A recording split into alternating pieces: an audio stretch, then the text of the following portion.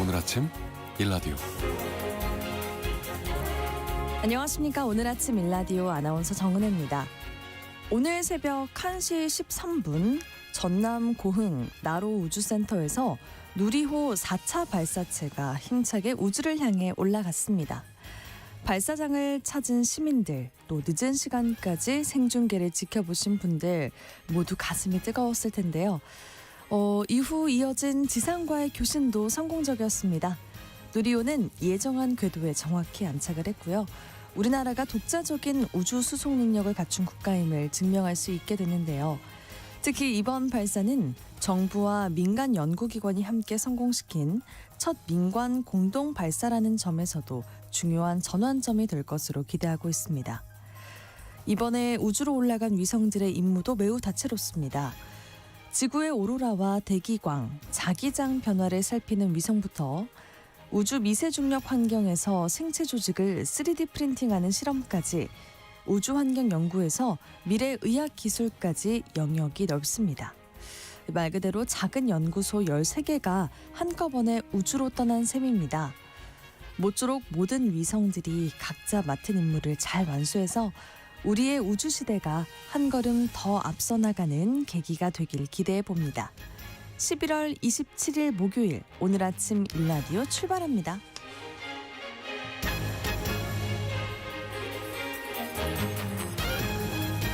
오늘 아침 일라디오 이 시간은 물론 KBS 일라디오의 모든 프로그램은 유튜브 KBS 일라디오의 공식 채널이나 모바일 콩 어플리케이션을 통해서 실시간으로 함께 하실 수 있습니다. 오늘 농수산 이슈 시간에는요. 쌀값은 오르고 벼값은 제자리인 벼 수매가 문제에 대해서 살펴보고요. K 콘텐츠를 소개합니다 시간에는 올해 광복 80주년을 맞아 기획한 특별 강연 콘텐츠 제임스 로빈슨 부국의 조건편을 소개해드리겠습니다. 또 궁금한 뉴스 시간에는 종합소득세 중간 예납에 대해서 알아볼게요. 방송에 참여하실 분들은 단문 50원, 장문 100원이 드는 유료 문자 샵 9730, 샵 9730으로 보내주세요. 유익한 정보와 살아있는 이야기가 있습니다. KBS 오늘 아침 일라디오.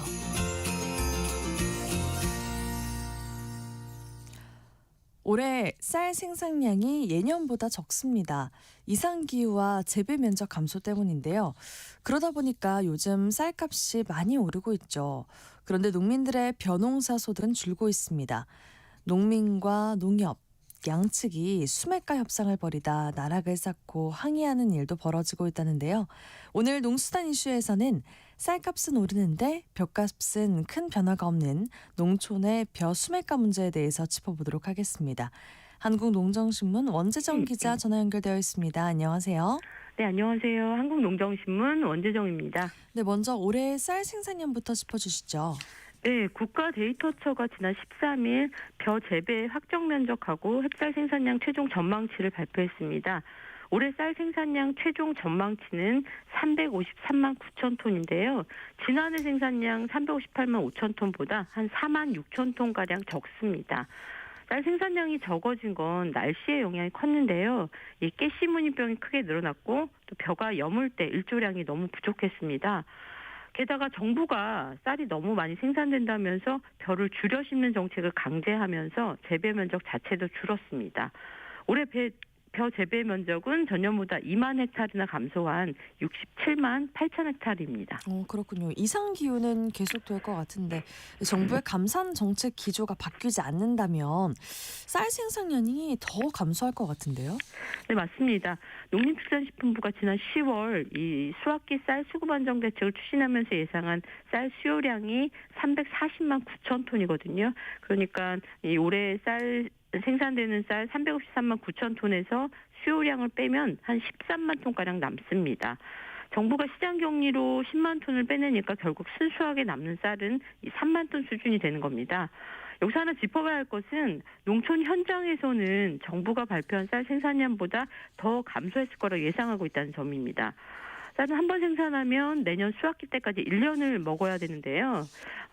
이게 이제 1년 동안의 쌀 흐름을 보면 한 내년 6월이나 8월쯤 되면 시중에 쌀이 없는 시기가 오는데 이걸 단경기라고 합니다. 올해도 이 단경기 때 원료곡을 구하지 못해서 아우성이었거든요. 내년에도 양상이 비슷하게 반복될 가능성도 전망하고 있습니다. 농림축산식품부는 국가데이터처의 쌀 소비량이 내년 1월에 발표되는데 그때 보다 정밀한 쌀 수급 현황을 다시 내놓을 방침입니다. 네, 이런 상황이다 보니까 요즘 쌀값이 많이 상승하고 있어요. 네, 산지 쌀값은 전년 대비 상승세 보이고 있습니다. 국가데이터처 통계를 보면 지난해 이맘때 80kg 쌀 한 가마당 이 산지 쌀값은 18만 2,900원이었습니다.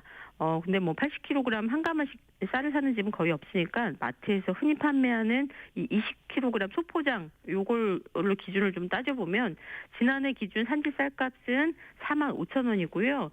올해는 80kg에 22만 9,600원, 역시 20kg 바꿔보면 한 5만 7,400원 정도 됩니다. 20kg 산지 쌀값이 전년보다 한 12,000원 정도, 그러니까 20% 정도 오른 셈입니다. 네, 근데 쌀값이 올라도 정작 농민들의 소득은 크게 늘지 않는다고 합니다. 왜 그런 건가요? 네, 뭐 요즘 취재를 가보면 쌀값 얘기 많이 하시는데요. 농민분들 얘기를 들어보면 도시 사는 친구들이 속도 모르고 쌀값 많이 올랐으니 올해는 돈 많이 벌겠다, 뭐 이런 안부 겸 인사를 한다고 하십니다. 하지만 농민의 소득이 되는 건 시중에서 판매되는 쌀값이 아니라 산지의 벼값입니다. 지역 농협이나 민간 정미소에 판매할 때 받는 벼값이 농민의 소득이 되는 건데 안타깝게도 현재의 쌀값과 흐름이 굉장히 다릅니다. 근데 이 벼값이 각 지역 농협에서 결정하는 거라면서요? 예, 맞습니다. 올해 전국의 농협 조직들 대부분은 벼값 인상을 어떻게든 회피하려는 양상을 보이고 있습니다. 쌀 생산이 꽤 줄었는데도 지난해보다 이 벼값이 낮게 결정돼서 농민들의 큰 저항을 받는 곳도 생겼습니다. 이 벼값이라는 것도 좀 살펴봐야 되는데요. 네. 농협에서 농민조합원들의 벼를 얼마에 살 것인가 결정하는 회의를 하지만 여기서 결정하는 게 확정가가 아니라 우선 지급금이거든요. 그러니까 선금 개념의 1차 벼값을 결정하고 나중에 이제 시세를 봐서 잔금을 주는 방식입니다. 지역마다 차이는 있지만 벼 주산지인 이 호남 지역 농협 다수는 농민들에게 40kg 벼 한 포대당 6만 원 선의 우선 지급금을 책정하고 있습니다.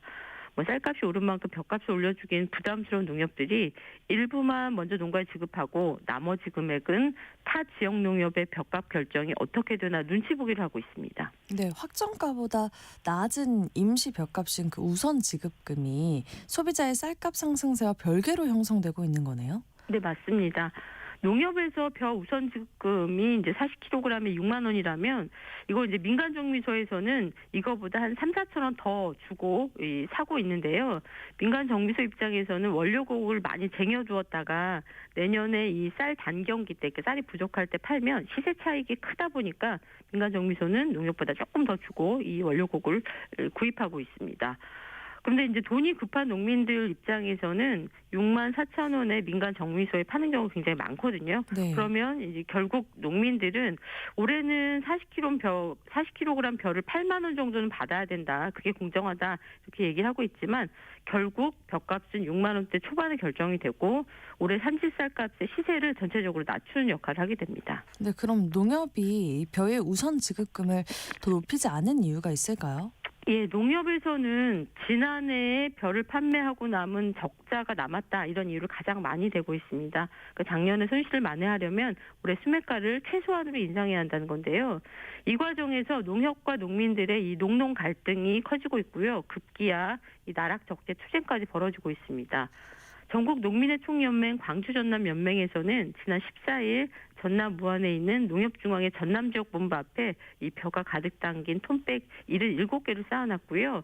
전북에서는 뭐 고창, 익산, 정읍에서도 나락적재를 하고 수매가를 인상해달라는 입장을 밝히고 있습니다. 지난 20일에는 경남 의령군 농민회가 의령군청 앞에 벼를 적재한 상황입니다. 그럼 벼농사 생산비에 대한 자료 같은 게 있으면 그 해법을 좀 찾을 수 있지 않을까요? 네, 뭐 농민분들이 무턱대고 벼값을 높여달라는 건 아니라는 점 꼭 말씀드리고 싶은데요. 전국 쌀 생산자협회가 벼농사를 짓는 데 들어간 생산비, 그러니까 농지, 임차료, 비료, 농약 이런 생산비와 인건비, 관리비, 유통비 등의 경영비를 모두 합해서 계산을 했습니다. 200평 논에 투입되는 비용만 86만 1,750만 원이라고 산정을 했고요. 200평론에서는 40kg 벼가 12포대 생산되거든요. 네. 이거를 이제 한 포대 값으로 계산해 보면 벼값은 최소한 8만 원은 돼야지 비용을 보전할 수 있습니다. 네. 농민들이 이 벼값 8만 원을 외치는 이유가 이런 계산이 좀 들어가 있는 겁니다. 그렇군요. 쌀을 사는 소비자나 벼를 파는 농민들에게 모두 공정한 가격이 형성되면 좋을 것 같습니다. 네, 뭐 주식인 쌀 생산이 불안정한 걸 원하는 소비자는 없을 겁니다. 뭐 지난해와 올해 가까운 일본의 쌀값 폭등 소식 들어보셨을 텐데요. 일본의 농협 중에서 니가타 농협이 올해 벼 수매가를 획기적으로 인상했다고 합니다. 우리나라의 우선지급금 개념인 벼 계산금이라는 게 있는데 이 벼 계산금을 전년과 비교해서 76%나 대폭 인상했습니다. 네. 그러니까 생산 비용이 상승하고 올해 뭐 폭염의 영향으로 생산량이 감소한 것까지 다 감안해서 니가타 농협이 이런 계산금을 결정했다고 하는데요. 협동조합은 경제적 약자들의 권익을 위해 활동합니다. 그런 면에서 우리나라 농협은 왜 일본 농협과 이렇게 벼값을 결정한 자세가 다른 것인지 생각해볼 문제고요. 이 농업 생산 기반을 유지할 수 있는 농산물 가격 정책 없이 이 시장에만 값을 내맡겨서는 이 농업의 축소는 더 빨라질 수밖에 없습니다. 그렇다고 농산물 값을 대폭 올리자는 얘기는 아니고요. 내년에도 다시 농사 지을 수 있는 이 최소한의 수익이 남는 공정한 벼값이 결정되길 바라겠습니다. 네, 쌀값이 벼값이 다르게 돌아가는 거는 분명 바로 잡아야 할 부분인 것 같습니다. 한국농정신문 원재정 기자와 농수산 이슈 함께 살펴봤습니다. 잘 들었습니다. 네, 고맙습니다.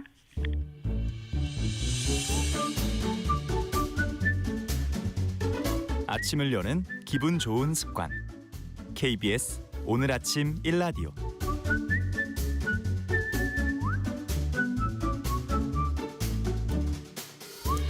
셀 수 없이 많은 콘텐츠들이 쏟아져 나오고 있는 시대에 재밌고 유익한 콘텐츠들도 있는 반면에 그렇지 않은 콘텐츠들도 넘쳐나는 게 사실인데요. 저희 오늘 아침 일라디오의 정영재 PD가 아주 유익한 KBS의 콘텐츠들을 골라서 소개해드리고 있죠. K 콘텐츠를 소개합니다. 시간입니다. 정영재 PD 어서 오세요. 안녕하십니까. 네, 어떤 콘텐츠를 소개할지 늘 고민이 많으시잖아요. 엄청 고민합니다. 그리고 또 청취자들에게 뭐가 유익할지 많은 생각을 네. 하십니다. 오늘 소개해 주실 콘텐츠 어떤 건가요? 네, KBS가 올해 광복 80주년을 맞아서 기획한 특별 강연 콘텐츠입니다. 제임스 로빈슨 부국의 조건이라는 프로그램인데요. 네. 두 개로 나뉘어져 있는데 오늘 소개해드릴 건 2부입니다. 이 제임스 로빈슨이라는 분은 2024년 작년이죠. 노벨 경제학상 수상자입니다. 그 UC 버클리 그리고 하버드대 이런 데서 교수를 하셨고 지금은 미국 시카고 대학교 해리스 공공정책대학원 교수로 재직 중입니다. 네. 네, 저서 중에는 41개 언어로 번역된 국가는 왜 실패하는가 라는 책 혹시 읽어보진 않았어요. 네. 오늘 내용이랑 굉장히 비슷합니다. 이 책 내용이 사실은 국가의 번영과 제도 간의 인과관계를 증명한 그런 공로를 인정받아서 지난해 노벨 경제학상 수상했는데요. 네. 지난 9월 18일에 1TV를 통해서 그 방영된 2부를 오늘 소개를 해드릴 건데 2부 타이틀이 한국 경제 번영의 길입니다. 어떻게 하면 한국 경제가 더 번영을 해가지고 앞으로 더 나아갈 수 있을까에 대해서 로빈슨 교수의 생각을 담았다고 볼 수 있는데 네. 이게 이제 단순히 로빈슨 교수가 혼자 계속 얘기하시는 게 아니고 MC를 홍진경 씨가 보시고요. 그리고 이화여대 손지애 교수님, 그리고 명지대 김두월 교수, 고려대 김진일 교수, 조선일보 베이징 특파원 이벌찬 기자가 출연을 해가지고 우리 한국인들이 또 생각하는 고민과 해법 같은 것들을 다 담았습니다. 와, 놓치기 아까웠을 내용일 것 같아요. 그럼 네. 세부적인 내용 함께 짚어볼까요? 네, 로빈슨 교수가 먼저 이제 한국의 성공 요인을 분석을 하면서 이분이 한국을 굉장히 좋게 생각을 하십니다. 그렇더라고요. 일단 성공을 했다 이렇게 생각을 하시는데 이 성공 요인을 먼저 포용적 제도에 있다. 포용적 제도. 이런 개념을 제시를 하는데요. 네. 이게 한 국가의 경제 제도가 정치 제도랑 밀접하게 연관돼 있고 포용적인 경제 제도를 가진 나라가 번영을 할 수 있다라는 건데 이거의 대표적인 예로 K-팝을 언급을 했거든요. 관련 내용 한번 먼저 맛보기를 한번 들어보시죠. 포용적 제도란 무엇일까요? 로빈슨 교수가 그 현장을 직접 찾아 나섰습니다. 올해 설립 30주년을 맞은 SM 엔터테인먼트. 로빈슨 교수는 한국의 경제 발전을 설명할 때 K-팝 성공 사례에 주목해왔습니다. 로빈슨 교수는 한국의 가장 큰 매력과 원동력이 한국 문화의 창의성에 있다고 말합니다. 정말 인상적이라고 생각하는 점은 한국에서 일어난 문화적 폭발입니다.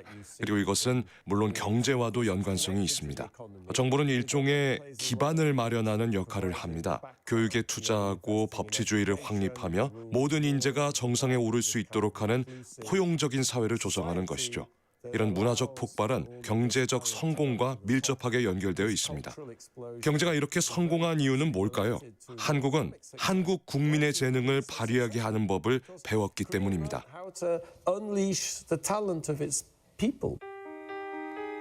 한국의 문화가 세계로 뻗어나갈 수 있었던 건 인간의 창의성과 혁신을 허용한 한국의 포용적 제도에 있었습니다. 한국은 굉장히 개방적인 면이 있고 그 점이 매력적으로 느껴집니다. 제가 가장 좋아하는 예가 블랙핑크입니다. K-팝을 만들면서 한국은 글로벌 모델이 필요하다는 걸 알게 됐죠. 그래서 태국 출신 멤버를 그룹에 합류시켰고 K-팝은 전 세계를 포용하는 문화로 발전했습니다. 한국인들은 타인을 잘 이해합니다. 상대가 무엇을 좋아하고 무엇을 원하는지 잘 알아차리죠. 네, 로빈슨 교수는 한국의 가장 큰 매력과 동력은 한국 문화의 창의성에 있다. 그리고 이 창의성이 꼽힐 수 있도록 한국이 포용적 제도를 꾸준히 발전시켜 왔다. 이렇게 진단을 합니다.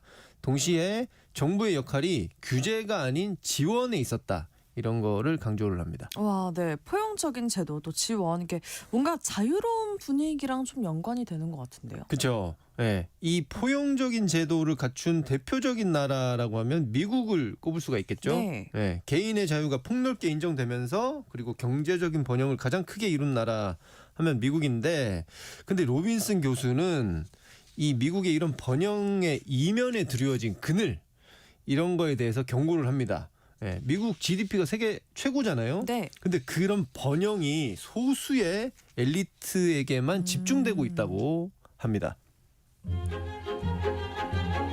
세계의 경제 중심지 미국. 미국은 세계사에 유례없는 경제 성장을 이루며 막대한 부와 번영을 누려왔습니다. 그러나 그 번영은 소수의 엘리트에게만 집중됐습니다. 미국 달러를 발행하는 중앙은행, 연방준비제도, 연준 근처에는 집을 잃은 노숙자들이 지내는 텐트촌이 늘어서 있습니다. 돈을 아무리 풀어도 연준 앞마당의 텐트촌은 계속 늘어나고 있습니다. 하루도 쉬지 않고 일해도 텐트촌 신세를 벗어나기 힘듭니다. 비싼 주택 임대료를 감당하지 못하는 저소득층은 매일 거리로 내몰리며 기약 없는 노숙 생활을 이어가고 있습니다. GDP는 세계 1위지만 OECD 국가 중 높은 소득 불평등을 가진 미국의 민낯입니다. 미국의 이런 문제들은 대체 어디에서 비롯된 것일까요? 지난 50년간 미국에서 공동 번영이 무너졌기 때문입니다. 네, 로빈슨 교수는 미국에서 트럼프 대통령처럼 제도를 좀 무시하는 인물이 집권하게 된 이유가 네. 사람들이 제도에 대한 신뢰를 잃었기 때문이라고 진단을 하는데요. 그래서 더 나은 방향으로 가기 위해서는 제도가 반드시 변해야 한다고 역설을 합니다. 그리고 그걸 통해서 공동 번영의 붕괴라는 문제를 해결해야 된다. 이렇게 또 역설을 합니다. 네, 그래서 미국과 또 트럼프 대통령 이야기가 나오더라고요. 그래서 네. 자연스럽게 중국 얘기도 나왔을 것 같은데 어땠을까요? 그렇죠. 요즘 뭐 미국 얘기하면 중국 얘기를 안 할 수가 없는데 네. 내년에 이제 트럼프 대통령이랑 시진핑 주석이 정상회담을 할 것이다. 뭐 이런 예측들도 나오고 있는데 죄송합니다. 미국을 가장 강력하게 뒤쫓고 있는 나라가 중국이죠. 네. 혹은 미국이 가장 강하게 대처할 수 있는 나라가 중국인데 중국이죠. 기술 발전 속도도 굉장히 무섭잖아요. 근데 로빈슨 교수는 중국의 장기적인 번영에 대해서는 또 비판적입니다. 네, 왜 그렇게 생각을 하는지 한번 들어보시죠. 2022년 10월 시진핑 중국 국가주석이 국가주석직 세 번째 연임을 사실상 확정했습니다. 2018년 국가주석의 임기 제한을 폐지하며 장기 집권의 길을 걷고 있는 시진핑. 그는 최근 열병식에서 66년 만에 러시아, 북한 지도자와 한자리에 모여 연대를 과시했고 1인 장기 집권 체제를 공고히 하고 있습니다. 지금 중국에서는 어떤 일이 벌어지고 있습니까? 권력이 시진핑 주석을 중심으로 개인화되고 있습니다. 그는 사실상 영구 집권을 하고 있죠. 1978년 중국은 지금의 북한과 크게 다르지 않았습니다. 매우 가난했고 착취적 경제 제도를 갖고 있었으며 공산당이 모든 걸 지배했습니다. 문화 대혁명에서 막 회복하려던 때였습니다. 이것이 바로 착취적 정치 제도가 착취적 경제 제도를 만들어내고 대중적 빈곤을 낳은 전형적인 사례입니다. 제가 중국을 바라보는 방식은 이렇습니다. 제가 보기에 현재의 중국의 경제적 성공은 경제 제도가 착취적에서 훨씬 더 포용적으로 이동한 결과 생산성과 경제성이 엄청나게 향상된 전형적인 사례입니다. 하지만 이는 착취적 정치제도 아래에서 벌어진 일이죠. 이것이 바로 저희가 착취적 성장이라고 일컫는 현상입니다. 하지만 이 성장은 언제나 일시적입니다. 왜 일시적일까요? 제 생각은 아주 단순합니다. 포용적 경제는 소수 엘리트가 좌지우지할 수 없습니다. 사람들에게 권한이 있어야 지켜낼 수 있습니다. 마윈은 중국 경제 성장의 첫 물결을 이끈 기업가들의 상징적인 인물입니다. 놀라운 기업가죠. 그런데 그에게 무슨 일이 벌어졌나요? 정부의 규제를 비판했더니 사라져버렸습니다. 이것이 바로 전체주의입니다. 제가 말씀드렸던 혁신과 아이디어, 창의성은 이런 사회에서는 발휘될 수 없습니다.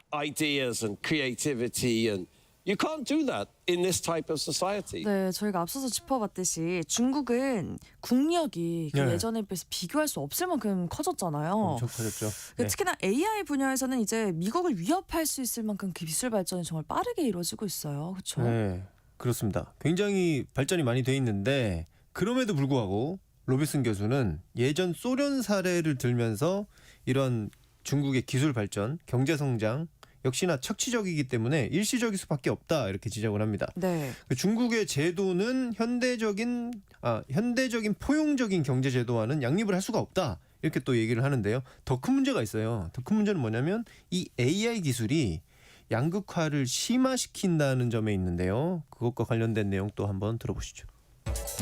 지난 1월 중국이 공개한 최신 인공지능 모델 딥시크. 저렴한 비용으로 빅테크에 필적하는 성능을 가진 딥시크는 미국에 큰 충격을 줬습니다. 중국은 전기차를 비롯해 인공지능, 휴머노이드 로봇 등 다양한 첨단 산업 분야에서 기술력과 시장 점유율을 빠르게 높이며 다른 국가들을 위협하고 있습니다. 중국 내부에서는 또 AI가 이제 빠르게 발전을 하면서 노동력의 그 격차가 오히려 커지고 있습니다. 사실상 AI 쪽의 어떤 박사급의 인재들은 전부 다 연봉이 한 2억에서 3억 정도에서 시작을 하고 있거든요. 근데 반대로 중국의 일반적인 사람들은 거의 대학을 졸업했을 때에 100만 원 정도의 월급을 받습니다. 이런 격차가 엄청 커졌고 자율주행차가 우한에 깔리면서 수많은 택시기사들이 직장을 잃고 있고 그래서 이런 것들은 작게 또 크게 계속해서 불평등을 만들어 나가고 있는 모습입니다. 저는 AI가 엄청난 불평등을 가져올 거라 생각합니다. 사람들을 대체할 로봇을 누가 소유하고 사람들을 대신할 컴퓨터는 누가 갖게 될까요? 생산과 여러 업무가 컴퓨터화되고 있는데 이는 기술과 교육을 받은 노동자들과 밀접하게 연결되어 있습니다. 이런 상황은 더욱 심각해질 겁니다. 지금보다 훨씬 더 악화될 겁니다. 저는 이것이 세계적으로 부유한 국가와 가난한 국가 사이의 소득 격차를 만들게 될 거라고 생각합니다. 국가 간에도 국가 내에서도 격차는 더 커질 것입니다. 이 AI가 발전하는 건 참 좋은 일일 수 있는데 계층 간의 격차가 더 커지면 이 체제와 제도에 대한 중국 국민들의 신뢰도 앞서서 봤던 미국의 사례처럼 점점 옅어지지 않을까 이렇게 생각이 됩니다. 네, 그렇겠네요. 자, 이제 마지막으로 우리가 나아갈 길에 대해서도 이야기를 좀 들어봐야 할 것 같아요. 예, 시간 관계상 바로 인서트 들어보시죠. 1950년대에서 70년대 한국은 모든 기술에서 뒤처져 있었습니다. AI뿐만 아니라 모든 것에서 뒤처져 있었죠. 제가 좋아하는 예를 하나 들면 1970년 당시 한국 수출의 10%가 가발이었습니다. 여러분들이 수출하던 것은 가발, 섬유, 합판이었죠. 근데 어떻게 했습니까? 새로운 기술을 받아들이고 사용하는 법을 알아냈죠. 그것이 이 나라의 큰 그림입니다. AI라고 못할 이유가 있습니까? 질적으로 크게 다르겠습니까? 한국의 성공은 언제나 이 기술들을 가져와 사용하고 적용시켜서 한국에 맞게 만들어낸 것이었습니다. 제가 가장 좋아하는 예시는 현대의 조선소입니다. 한국에는 현대식 조선의 역사가 전혀 없었습니다. 현대는 노젓는 작은 배조차 만들어 본 적이 없었죠. 그런데 해냈습니다. 조선소를 세우고 맨손으로 배를 만들었습니다. 10년, 15년 뒤에는 세계 조선업계를 주도하는 회사가 됐습니다. 이게 어떻게 가능했을까요? AI를 도입하는 일이 그것보다 어렵다고 보십니까? 현대는 우리도 할 수 있다. 일본은 방법을 알고 영국은 자본이 있고 미국도 방법을 아니까 우리도 해내자라고 했습니다. 여러분도 해낼 수 있습니다. 물론 뭐 얼마나 큰 돈이 들지 어떤 형태가 될지 한국에 맞는 AI가 따로 있을지 잘 모르겠습니다. 그러나 제가 한국의 큰 그림을 바라봤을 때 여러분은 온갖 기술에 뒤처져 있었지만 그것을 결국 극복해냈습니다.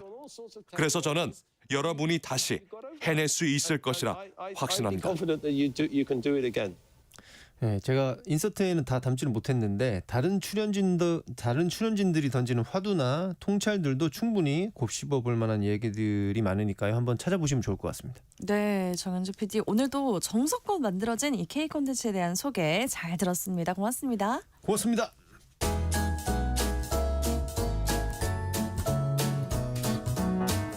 상쾌한 하루의 시작. KBS 오늘 아침 일라디오.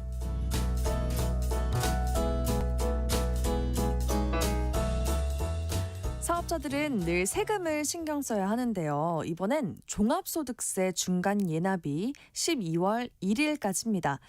이 종합소득세는 매년 11월 새롭게 상정되는 건강보험료에 영향을 주는데요. 오늘은 종합소득세 중간 예납에 대해서 궁금한 뉴스 살펴보도록 하겠습니다. 우대영 세무사님 나오셨습니다. 안녕하세요. 네, 안녕하세요. 네, 종합소득세 하면은 그 사업자들이 매년 5월에 신고하는 세금이잖아요. 네, 12월 1일까지 종합소득세 중간예납 납부 기간이라고 합니다. 이게 뭔가요? 예, 중간예납이라고 하면은 일단은 종합소득세는 매년 5월에 한 번에 내게 되는데요. 이게 아무래도 좀 부담스러울 수 있기 때문에 미리 일부를 좀 나눠내게 만들어놨습니다. 이제 그게 바로 중간예납인데요. 네. 이제 11월에 납부가 있습니다. 이제 5월 종합소득 신고를 하고 6개월 뒤인 11월이 측정이 되어 있고요. 다만 이번 연도 11월 30일이 공휴일이다 보니 이제 납부 기한이 12월 1일까지로 연장되어 있습니다. 그렇군요. 지난번에 부가가치세 예정 고지에 대한 안내를 해주셨는데 종합소득세도 비슷한 중간예납이 있어요. 비슷한 것 같은데 용어가 다른 것처럼 그렇게 차이가 있는 거겠죠? 네, 맞습니다. 부가가치세 예정 고지랑 종합소득세의 중간예납은 용어 자체가 이제 다르게 되는데요. 아주 둘이서는 이제 큰 차이가 있습니다. 둘 다 중간에 국세청에서 납부서를 보내주는 건 동일한데 실적이 부진해서 고지된 납부서를 그대로 납부하기 힘든 경우 차이가 이제 존재하게 됩니다. 부가가치세의 경우 매출이 정확하게 3분의 1 이상 악화가 되어야지만 신고를 할 수 있는데요. 게다가 예정 고지 대신 신고하는 예정 신고에도 법에서 정한 효력이 발생하게 됩니다. 그에 반해 종합소득세의 경우에는 이제 상반기 실적을 기준으로 세금을 추정하여서 신고를 할 수 있는데요. 부가가치에 대한 세금을 납부하는 부가세랑 실제 이익에 대해서 납부하는 종합소득세 그 차이가 있기 때문에 종합소득세는 상대적으로 좀 덜 엄격한 제도가 있습니다. 네, 세금 성격이 이렇게 달라서 차이가 있겠네요. 그럼 이 종합소득세 중간 예납은 어떤 분들에게 해당이 될까요? 네, 원칙적으로는 종합소득세는 종합소득이 있는 거주자 모두가 중간예납 대상자입니다. 다만 작년까지 사업을 운영하지 않았다가 올해 처음으로 사업을 개시한 경우나 작년에는 사업을 운영해오다가 올해 상반기에 폐업을 하신 경우에는 중간예납 대상에서 제외가 됩니다. 그리고 그 외에 특정 소득만 있는 경우인데요. 이자와 배당 소득만 있거나 근로소득만 있거나 연금소득만 있거나 기타 소득만 있는 경우에도 이제 제외가 되고 보험 설계사와 같이 연말정산이 가능한 사업소득만 있는 경우에도 제외가 됩니다. 다만 중간예납 대상자일지라도 책정된 중간예납 세액이 50만 원 미만인 경우에는 중간예납에서 제외가 됩니다. 네, 그 내년에 낼 종소세 그 절반을 미리 내는 거라고 하셨는데 그 세금은 어떻게 계산이 되는 거예요? 네, 원리는 간단한데요. 올해 5월에 냈던 종합소득세의 절반인 50%가 중간예납 금액이 책정이 되고요. 네. 만약에 5월에 200만 원의 세금을 내셨다면 이번 11월에는 100만 원의 중간인합을 납부를 해주셔야 됩니다. 그러면은 딱 그 200만 원이면은 11월에 100만 원을 내면 된다. 50%네요. 네, 맞습니다. 만약 중간 예납을 못할 경우에 어떻게 되는 거예요? 내년에 한꺼번에 납부를 해도 될까요?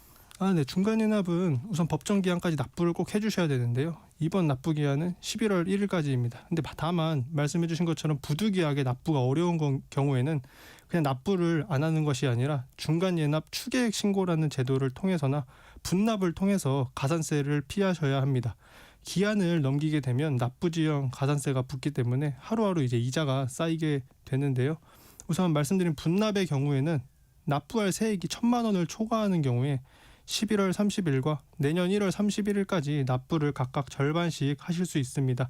다만 이제 첫 납부인 11월엔 최소한 1,000만 원 이상은 납부를 꼭 해주셔야 합니다. 네. 그래서 예를 들면 만약에 중간인합 세액이 1,200만 원인 경우에는 이번 12월 1일까지 납부하는 납부서에서는 이제 1,000만 원을 납부를 해주셔야 되고 남은 200만 원은 이제 분납이 되어서 내년 2월 2일까지 납부를 할 수 있습니다. 두 번째 케이스는 중간인합 세액이 이제 2,600만 원인 경우인데요. 이때는 12월 1일까지 절반인 1,300만 원을 납부를 해주시고 남은 절반인 1,300만 원을 내년 2월 2일까지 납부를 해주셔야 됩니다.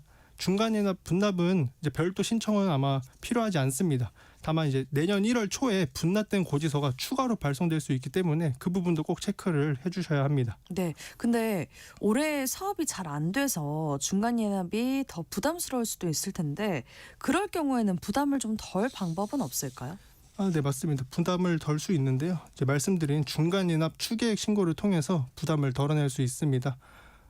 추계액 신고는 올해 상반기에 대한 소득세를 미리 계산을 해서 중간인합 세액의 30%에 미달하는 경우 신고를 통해 신고세액으로 납세 의무를 다할 수 있습니다. 네. 중간인합으로 500만 원의 납부서가 고지되어 있다면 추계액 신고 시 계산된 세금이 이제 100만 원인 경우 30%에 미달하기 때문에 추계액 신고로 계산된 세금을 납부해 주시면 중간인합으로 고지된 납부서는 효력이 없어지게 됩니다.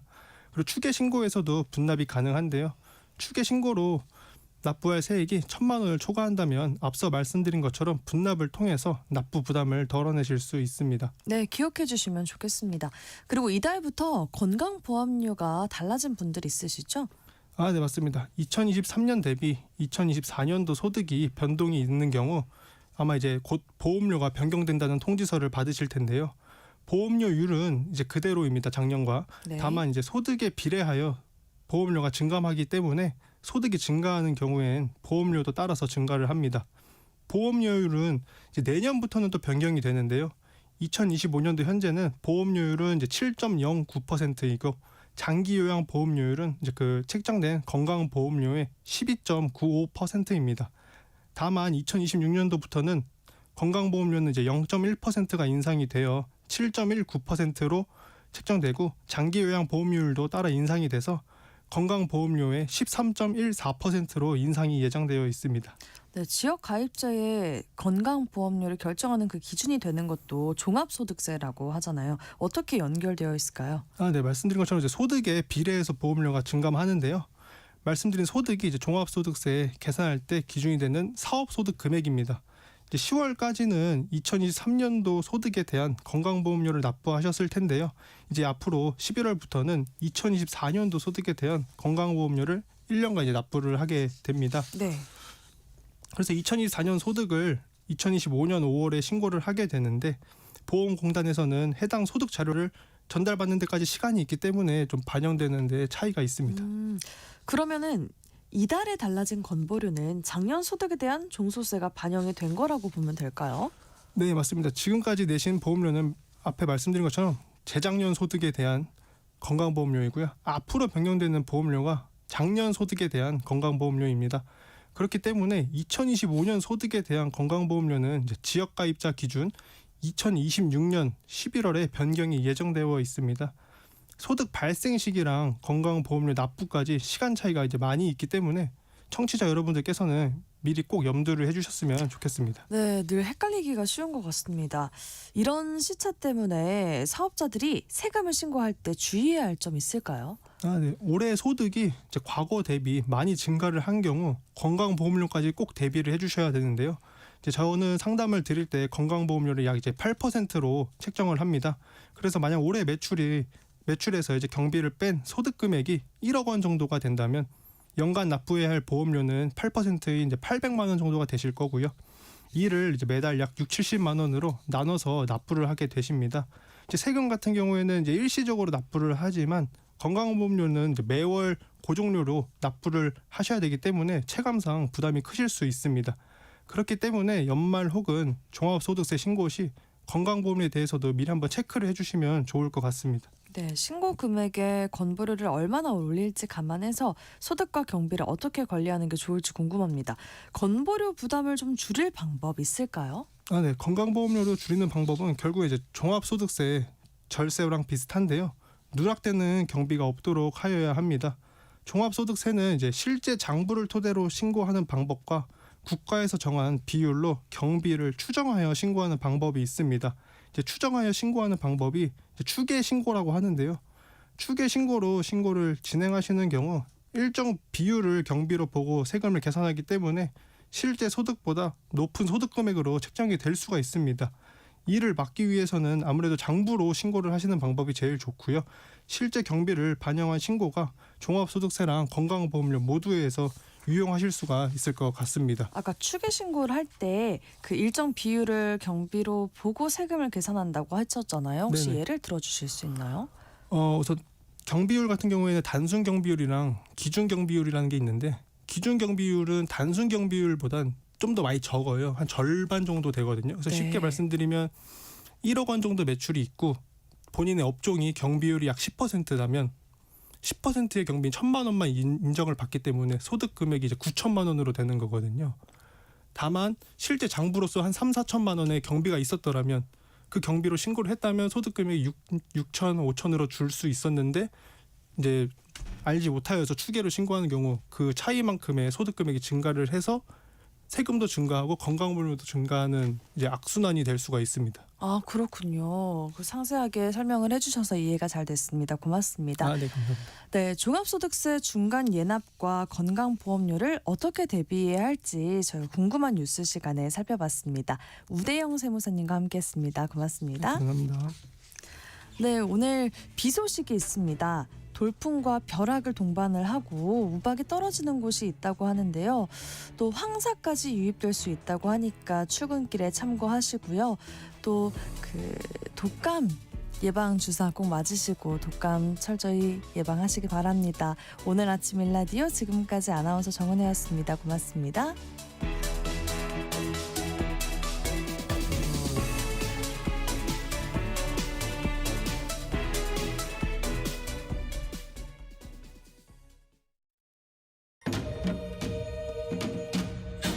광복 80년 KBS 라디오 캠페인 밸류업 대한민국